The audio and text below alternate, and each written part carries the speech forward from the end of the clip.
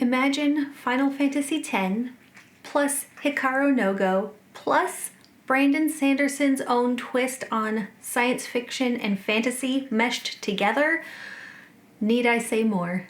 Of the secret novels from the year of Sanderson, this is the third, and it is the one that Sanderson says is his favorite, partially because of those inspirations for the story. Final Fantasy X and I think Hikaru no Go is a manga. Those were his main inspirations, so it has a very Japanese kind of anime RPG feel to it, and the art style is done beautifully. I can't wait to get my physical copy of this book because I think the art is going to look so good.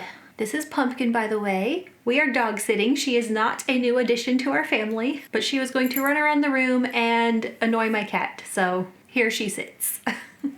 I can see why this third secret novel would be his favorite. It takes elements from Tress of the Emerald Sea and the Wizard's Handbook for Surviving, you know, the one with the long title. But it is its own definitive flavor. Like the Wizard's Handbook, it has the mixture of science fiction and fantasy, but it is very different from the Wizard's Handbook. Wizard's Handbook was like medieval England plus time travel. In this one, there are two separate worlds.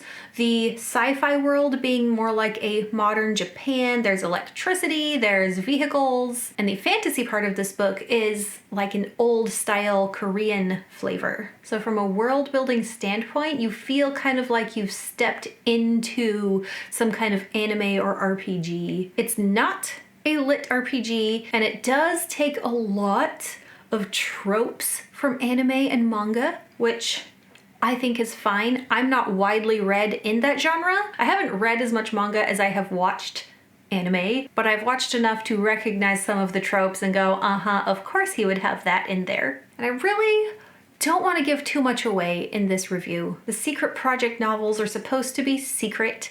I probably won't even say the characters' names. There are two main characters in this book, one from each of the worlds, one from the modern sci-fi and one from the fantasy world, and they each have fantasy jobs. Jobs that only exist because of the world they're in and because of the type of magics that exist. And both of the fantasy-style jobs revolve around art and creation. By creating through their individual art forms, they cause the magic of the world to happen. One is a protective magic. They have to kind of take care of the evil spirits and get those to go away through their art form. And the other one is more of a drawing in the magic through their art form. And as these two characters get to know each other, they kind of teach each other about each other's art.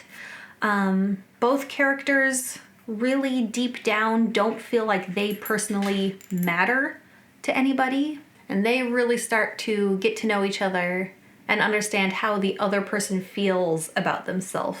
And neither one of these characters really fully enters the other one's world. They have to figure out a way to work together to, how do I say it without spoiling? To win at the end. The narrator of the story is the same character who narrates Tress of the Emerald Sea, and in Tress, that was my main complaint. The character Hoyd was very flippant. He interjected too much of his own opinion as he was narrating the story, and in this one, he does a much better job. He shows more restraint. The interjections he makes are more serious. He kind of gives us some background facts about what's going on so we can understand the story better, but it still feels like Hoyd.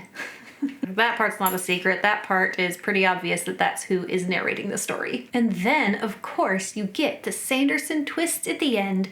I tried really hard to guess how it was going to turn out. I tried really hard to guess what the twist might be. Nope, still surprised me.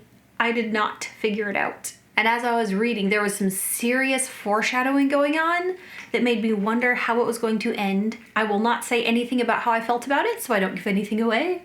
But I did think that it was a very well done book. Like the other secret novels, I thought it was fun.